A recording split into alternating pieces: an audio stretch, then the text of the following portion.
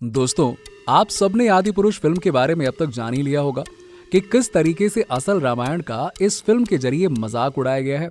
रामायण की प्राचीनता और उसकी सादगी दूर दूर तक हमें इस फिल्म में दिखाई नहीं देगी।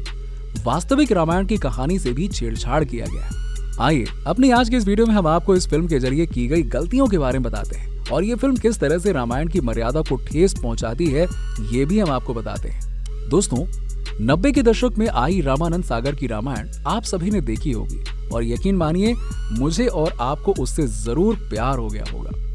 वो एक ऐसा समय था जब इंसान आधुनिकता के इस दौर से काफी दूर था, लेकिन इसके बावजूद भी जिस तरीके से रामायण को लोगों के सामने पेश किया गया, उसका असर आज तक लोगों पर है। हर किसी को रामायण की कहानी मुंहजबानी याद है और यही कारण है कि जब लोग आदि पुरुष जैसी फिल्म को देखकर सिनेमा घरों से बाहर आए, तब उन्हें किसी रिव्यू की जरूरत नहीं पड़ी, बल्कि वो तो अपने आप ही फिल्म में किस तरह से रामायण की असल कहानी के साथ छेड़छाड़ करी गई है वो बताने लगे। इस फिल्म में जब सीता माता का हरण होता है, उस समय प्रभु श्री राम और लक्ष्मण ये सब होते हुए देख रहे होते हैं, लेकिन वास्तविक रामायण में सीता माता के हरण के समय ना तो राम जी थे और ना ही लक्ष्मण जी।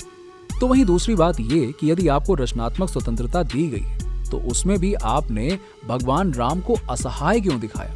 प्रभु श्री राम जो कि हर विद्या में निपुण है, न जाने कितने राक्षसों और दैत्यों का नाश विनाश कर चुके हैं, लेकिन इसके बावजूद भी क्या वो अपनी ही पत्नी का अपहरण होते हुए अपनी ही आंखों से देख सकते हैं? क्या प्रभु श्री राम इतने असहाय थे जितना उन्हें इस फिल्म में दिखाया गया? इसके अलावा जैसे कि हम सभी जानते हैं, रावण के पास एक अमृत था जो वो अपने नाभि में छुपा कर रखता था और इस बात की जानकारी प्रभु श्री राम को विभीषण ने दी थी। उन्हीं के जरिए प्रभु श्री राम को रावण की इस कमजोरी के बारे में मालूम पड़ता है। लेकिन इस फिल्म में कहीं पर भी इस बात का जिक्र नहीं किया गया और इस फिल्म में मेघनाथ का किरदार भी काफी मामूली सा दिखाया गया है। मेघनाथ वो थे जिन्होंने देवराज इंद्र यानी कि इंद्र देवता, भगवानों के राजा जिन्हें इंद्र देवता कहा जाता, उनको हराया था, इसीलिए उनका नाम इंद्रजीत पड़ा। और मेघनाथ के पास बादलों के पीछे छुपकर लड़ने की ताकत थी, लेकिन इस फिल्म में आपको ये सब नहीं दिखाया गया है। इस फिल्म में सोने की लंका के बारे में गलत जानकारी दी गई है। फिल्म में बताया गया है कि रावण ने लंका को कुबेर से अपनी बहन का बदला पूरा करने के लिए जीता था, लेकिन असल में उन्होंने इसे ब्रह्मा जी से तपस्या करने के बाद कुबेर को हराकर जीता था। फिल्म में लंका को अंदर से कोयले की नगरी दिखाया गया है। कहीं से भी आपको ये सोने की लंका नजर नहीं आएगी। अब काले रंग की भला कौन सी सोने की लंका होती है?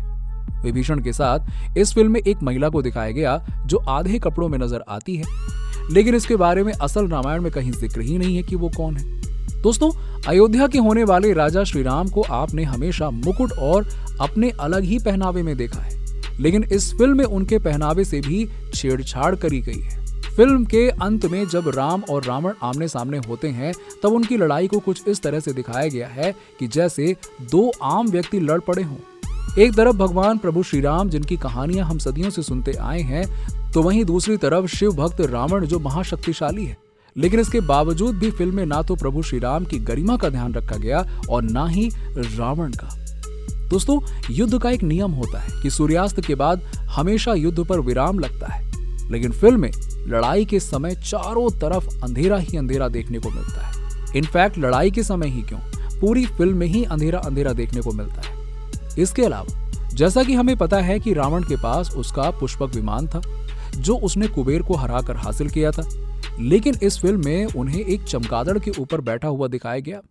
सिर्फ यही नहीं, बल्कि रावण को एक अजीब से प्राणी को मांसाहारी भोजन खिलाते हुए दिखाया गया है, जबकि रावण एक ब्राह्मण था और शिव भक्त था जो खुद जानवरों की रक्षा करते थे। इन गलतियों से हमें साफ मालूम पड़ता है कि इस फिल्म को बनाने से पहले फिल्म मेकर्स ने रामायण को ठीक तरह से नहीं पढ़ा और आज ये फिल्म कई लोगों की भावनाओं को ठेस पहुंचा चुकी है और काफी हद तक रामायण की प्राचीनता और उसकी सादगी का भी मजाक बनाया गया। तो दोस्तों, आज की इस वीडियो में सिर्फ इतना ही। आपके हिसाब से और क्या गलतियां इस फिल्म में की गई हैं, कमेंट सेक्शन में कमेंट करके जरूर बताइए और हमारे चैनल धर्म हिस्ट्री को सब्सक्राइब जरूर कर लीजिएगा।